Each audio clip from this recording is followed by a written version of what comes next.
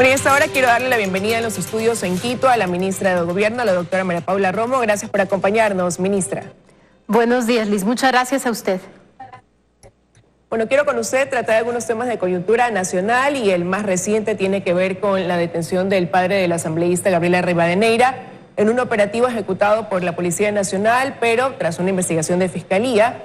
Y quiero preguntarle ese tema, aunque usted me dirá que bueno, que precisamente es una investigación de Fiscalía, pero ¿cuándo la policía quizás conoció de la coordinación de dicho operativo? Porque se comienza pues o llama la atención que se haya dado justamente esta detención un día después de que varios asambleístas, entre esos Gabriel Rivadeneira, partieran a México. Sí, nuevamente muchas gracias, buenos días. Coincido con usted en esta observación de que los tiempos no fueron los más oportunos. El momento en el que se hace un allanamiento no lo define ni la policía, menos todavía el ministerio, ni tampoco siquiera la Fiscalía General, sino el fiscal o la fiscal a cargo de cada caso. Esta, como usted bien lo ha dicho, es una investigación que llevaba más o menos 10 meses. Desde hace 10 meses, esta junto con otras varias denuncias fueron entregadas a la Fiscalía General del Estado desde la Secretaría Anticorrupción, y en realidad a nosotros también nos sorprendió el momento en el que la Fiscalía o la fiscal del caso decidió llevar adelante estas detenciones, pero la justicia lo habrá resuelto de alguna manera por algún motivo. Probablemente le pareció que ese era el momento para hacerlo, tal vez tenía alguna preocupación sobre la presencia de los involucrados, pero hay que dejar que esa investigación la lleve adelante la justicia, precisamente para evitar que quienes están siendo investigados, en lugar de responder por los motivos de sus investigaciones, lo que traten es de hacerlo ver como un asunto político. De lo que yo conozco es una investigación que se deriva del análisis financiero de empresas vinculadas a algunas refinerías. Eso lleva a encontrar ciertos nombres, luego sobre esos nombres se analiza sus bienes, el tipo de transferencias que tienen, y evidentemente será la justicia la que tenga la última palabra. Y como ustedes han visto, digo ustedes los medios de comunicación, ustedes los ciudadanos, hay decisiones de la justicia con las que el gobierno podría coincidir. Hay muchas decisiones de la justicia con las que el gobierno puede no coincidir. Y no me refiero solamente a temas que tienen implicaciones políticas, me refiero a temas que tienen que ver con seguridad, por ejemplo, con temas que tienen que ver con la Policía Nacional. Y todo el tiempo tenemos decisiones de la justicia que nos llaman la atención. Cuando hay las vías necesarias para decirlo, lo decimos. Y en casos de liberación a bandas organizadas, en casos que tienen que ver, por ejemplo, con seguridad, yo misma he firmado quejas contra los jueces. En los temas políticos hemos sido mucho más cautelosos para evitar que el tema de fondo, que es las investigaciones de corrupción, se distraiga con pretextos relacionados a asuntos de interés político o de motivación política, a las cuales este gobierno no tiene para la justicia. En la justicia hay poderes independientes, tenemos una opinión sobre cómo actúan, por supuesto, pero nosotros no somos los que decidimos ni tampoco influimos. Respetamos, comentamos si es que nos parece que algo no es lo apropiado, pero lo hacemos de manera respetuosa. Se lo preguntaba porque desde México ya comienzan a circular un video donde se habla de una persecución política por parte de este gobierno, por eso quería conocer también su opinión respecto a ese tema.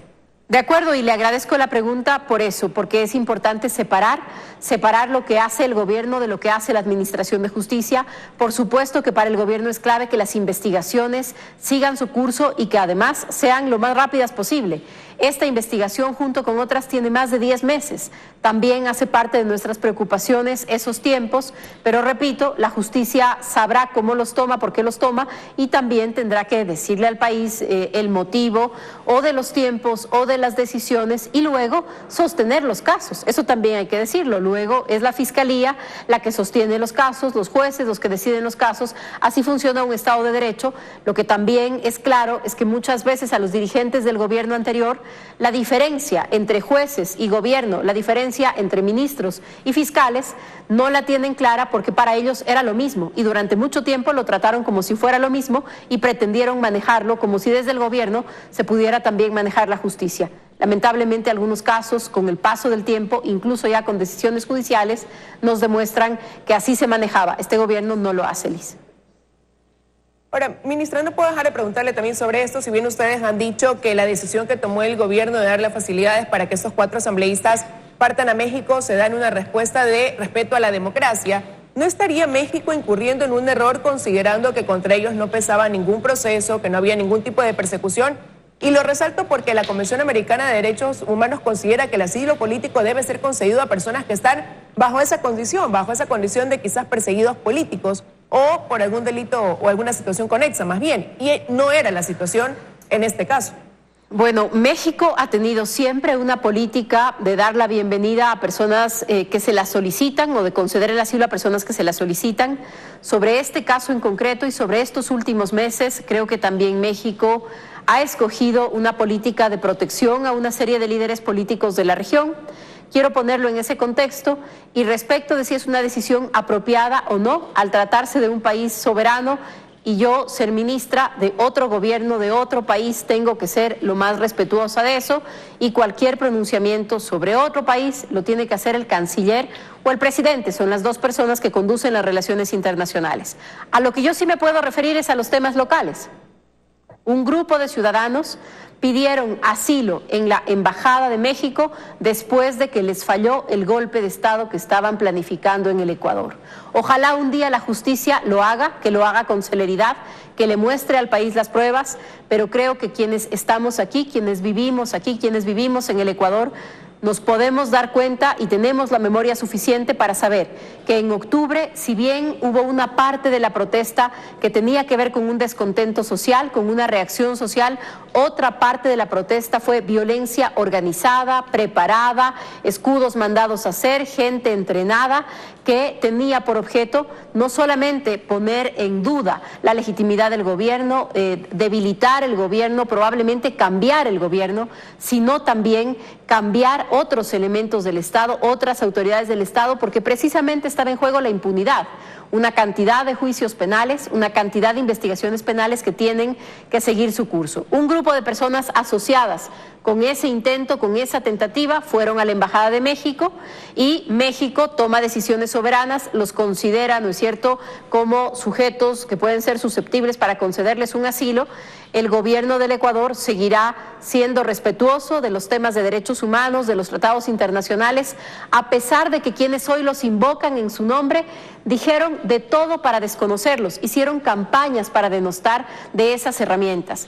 Pero lo más importante si queremos salir de esa época, de esos episodios, lo más importante si queremos transitar de un gobierno autoritario a un gobierno democrático es no comportarnos como ellos. De lo contrario, el país no va a salir de un círculo vicioso de intromisión de poderes, de concentración de poder, de utilización política de la justicia, de manipulación, no va a salir de ahí.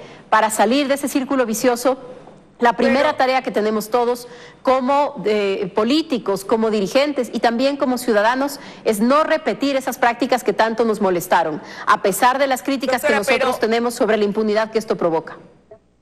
Doctora, pero sin que haya una intromisión, ¿no les preocupa que la justicia quede con un saldo pendiente, ya que el tiempo que se toma la justicia puede ser en investigar, puede ser precisamente el tiempo para que quienes fueron responsables ya abandonen el país y no estén aquí y no respondan después ante esa misma justicia? Así es, claro que nos preocupa, claro que lo decimos. Nosotros en lo que tiene que ver con las tareas del gobierno nacional aportamos con pruebas, aportamos con lo que nos requiera la justicia y la justicia tiene un deber que no es con el gobierno, es con el país y tiene la obligación de dar respuestas con celeridad. También hay que decir algo en justicia. En este momento, en el Ecuador se encuentran privados de libertad, ya sea con sentencia definitiva, condenatoria de última instancia o todavía esperando apelaciones, pero se encuentran privados de libertad 16 ex altos cargos del gobierno anterior, incluido un ex vicepresidente de la República. Y se encuentran investigados y fuera del país, en algunos casos prófugos porque huyeron, en otros casos no se presentaron, viajaron antes de que la justicia actúe. Otros 22 ex altos cargos. Frente a los escándalos de corrupción y frente a los casos de corrupción, yo sé que nos parece poco, a nosotros también nos parece poco, también nos frustran algunos de esos tiempos, pero hay que seguir el debido proceso y no hay que desconocer el camino que se ha transitado, en dónde estábamos y en dónde estábamos, y en dónde estamos hoy. Creo que hoy la justicia, aunque no sean todos los casos que queremos, aunque no sean todos los escándalos que se ven en el día a día, pero hoy la justicia justicia sí le ha mandado un mensaje al país. No son solamente los peces chicos, son también los peces grandes, son también los peces gordos si es que han cometido actos ilegales. Esa es la línea que debemos seguir para la recuperación democrática de la que yo le hablaba hace un momento, y el gobierno siempre trata de mantener este equilibrio. La lucha contra la corrupción es clave para nosotros, pero respetar la justicia, respetar la independencia de poderes también es parte del legado que el presidente Moreno quiere construir en el país a propósito de un nuevo momento democrático. Así que siempre estamos en ese equilibrio, y no lo dude que muchas de esas decisiones también nos frustran, que muchas de esas decisiones también nos hacen llamar la atención, nos llaman la atención sobre el mensaje de impunidad que se pueden dar a través de estas actuaciones o de estas omisiones, pero cada uno tiene que hacer su parte, nosotros seguiremos haciendo la nuestra. Ahora, ministra, si bien este es un tema también que le compete a la Cancillería, usted como parte del gobierno, quería preguntarle si es que hay novedades o noticias sobre ese beneplácito que debe dar Estados Unidos para designar al nuevo embajador, y quizás quién sería el reemplazo del señor Carrión. No conozco ninguna novedad sobre la concesión o la respuesta frente a esta solicitud que ha hecho la Cancillería. Esperamos que se dé en los próximos días. Afortunadamente, y por la decisión del gobierno del presidente Moreno, la relación con los Estados Unidos, que es un importante socio hemisférico, un importante socio comercial, es una relación muy buena, así que esperamos que los cambios se produzcan en los próximos días. ¿Y ya habría el nombre del posible reemplazo para el señor Carrión en la Embajada de Estados Unidos? Así es, y se anunciará cuando tengamos la respuesta del beneplácito. Ahora, usted habla, ya que hablamos de Estados Unidos, preguntarle cómo va también el hecho de que se concreten aquel apoyo del que se habló en algunas instancias para acá, para nuestro país, proveniente de Estados Unidos. Hablaba que íbamos a recibir ese apoyo, por ejemplo, para la lucha contra el narcotráfico acá en el Ecuador. ¿Cómo se han ido concretando esto que se dijo de palabra y ya que ahora se ponga en práctica, ¿no? Estamos trabajando no solamente con los Estados Unidos y no solamente en la lucha contra las drogas. Estamos desplegando un trabajo muy importante en cooperación internacional en los temas contra el crimen organizado, contra el delito transnacional. Yo creo que hemos avanzado mucho en ese sentido. Por un lado, para no hablar solamente de policía, tenemos que reconocer que la UAFE, la unidad que hace análisis financiero, ha cumplido ya una serie de requisitos que nos ponen otra vez en el circuito internacional para poder compartir información y para poder requerir información financiera, que es fundamental para trabajar en estos temas. En materia de cooperación en policía, por ejemplo, hemos trabajado en lo que tiene que ver con el intercambio, sobre todo de bases de datos, el intercambio de información, pero no es solamente lucha contra las drogas. Esto hace parte importante de una agenda compartida, que no es solamente interés de los Estados Unidos, sino también interés del Ecuador. Pero hay temas que se discuten menos. Por ejemplo, tenemos en este momento en vigencia un tratado para intercambiar información que nos enciende alertas sobre personas que han cometido delitos y que pueden estar relacionados con turismo sexual, con abuso de menores, con violación, con delitos sexuales contra niños, niñas y adolescentes. Hemos realizado extradiciones. Por primera vez, hace pocos días, hace pocas semanas, entregamos una persona a Estados Unidos detenida aquí, buscada por delitos sexuales contra menores.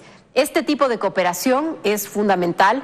En materia de lucha contra el narcotráfico, probablemente lo más discutido o lo más publicado ha sido la cooperación con un radar, un avión radar, que nos ayuda a supervisar el espacio marítimo, las costas del Ecuador, sobre todo las costas del Ecuador, pero en general varios países en esta zona son lugares claves para utilizar las rutas marítimas y llevar droga a Estados Unidos. Hace unos pocos días, a través precisamente de cooperación, no con el uso de esta herramienta, de este radar, sino de cooperación, se logró incautar en aguas internacionales, me parece, pero cerca de las costas mexicanas, casi 1 tonelada de cocaína en una lancha. Los 3 detenidos son ecuatorianos. Así que la cooperación con los otros países es clave. El crimen coopera, el crimen funciona fuera de las fronteras de los países, así que los estados tienen que hacer lo propio y estamos trabajando muy bien en eso. Y se le preguntaba, ministra, porque a diario hablamos de temas como incautación de drogas o hablamos de crímenes debido a disputas por territorios de microtráfico de drogas. Y al mismo tiempo, si bien la policía realiza su trabajo, digamos la detención o el hecho de poder desbaratar estas bandas que trabajan bien articuladas, también llama la atención de que a diario es un tema recurrente que está puesto en las noticias sobre la detención, el asesinato, el robo con violencia extrema, la astucia con la que actúan los delincuentes, y en todo esto se incauta o droga o también armas. Y ahí nos llama la atención porque hay una prohibición de portar arma. Entonces el ciudadano se pregunta qué tan fácil les resulta a ellos conseguir un arma y dispararla, pues no, porque ni siquiera lo dudan. Entonces, ¿cómo vamos en ese sentido, ministra? ¿Qué dicen las cifras? Lo que usted dice es clave. Nosotros trabajamos no solamente en incautar armas, en controles que tiene que ver la policía, en controles regulares. En este tipo de controles también participan Fuerzas Armadas porque tiene la competencia del control de armas, sino que también se decomisan muchas armas que están relacionadas al cometimiento de delitos y al cometimiento de crímenes. Estamos trabajando. El día de ayer tuvimos un taller de día completo con la cúpula de la policía, con el mando de la policía. Y uno de los temas que trabajamos es las investigaciones precisamente para encontrar los orígenes, no solamente para incautar el arma en el momento en el que se comete un ilícito, sino para poder apresar, para poder detener, para poder investigar a quienes traen las armas para venderlas o a quienes las fabrican. Este año hemos hecho algunos operativos para lugares de fabricación artesanal, puede decirse, de armas. Han funcionado, lo hemos trabajado bien, pero efectivamente cada año miles de armas son sacadas de las calles y luego son destruidas. Ese es el proceso completo. Nosotros, tanto en armas como en estupefacientes, estamos trabajando también para ponernos al día y evitar tener bodegas llenas de estupefacientes, bodegas llenas de armas, de los bienes que son resultado de los ilícitos, porque este se convierte en un problema no solamente de integridad para la policía, sino inclusive de espacio, de almacenamiento. Así que en eso también estamos trabajando, en estupefacientes y en armas, ponernos al día. Conforme es posible entregarlas para su destrucción, lo estamos haciendo. Ministra, ¿han podido tener ya quizás una evaluación preliminar de cómo va dando resultados el Plan Más Seguridad acá en la ciudad de Guayaquil, una vez que decidieron retomarlo de manera conjunta el gobierno con el municipio de esta ciudad? Sí, y esta próxima semana en Guayaquil lo vamos a evaluar. Yo converso permanentemente también con la alcaldesa, con el jefe de zona, a propósito de los cambios en el mando de la policía. Esta semana vamos a estar en Guayaquil para revisar esta y otras estrategias de seguridad que se desarrollan en la zona. Guayaquil para nosotros es un lugar clave y precisamente por la cantidad de comercio, de industrias, de movimiento, de migración, de visitantes nacionales y extranjeros, se convierte a nuestro pesar en una plaza atractiva también para quienes cometen delitos. Así que estamos trabajando en fortalecer la seguridad ahí. El plan funciona bien, está implementándose apenas, tenemos algunas cosas que mejorar. Entiendo que el Consejo de la Judicatura también, a raíz de todas estas conversaciones, instalará un nuevo juzgado de flagrancia, una nueva unidad de flagrancia, y eso también nos va a ayudar a que los resultados en materia de seguridad, las aprehensiones, las detenciones, puedan tramitarse ante la justicia de manera más rápida. Esto, si bien no es policía, no es municipio, pero es precisamente esta visión integral que pedíamos al inaugurar el plan. No solamente es el tema de la policía y del municipio, sino también de la justicia. Es importante si se concreta ya en las próximas semanas una nueva unidad de flagrancia que confiamos va a ser un gran aporte que desde la justicia se haga al tema de seguridad en Guayaquil. Bueno, esperamos que comiencen a dar los resultados positivos una vez que se reactivó este plan. Quiero agradecerle su presencia esta mañana aquí en los desayunos de 24 horas, ministra. Muchas gracias a usted. Una buena semana. Igual para usted, nos vamos a ir a una pausa.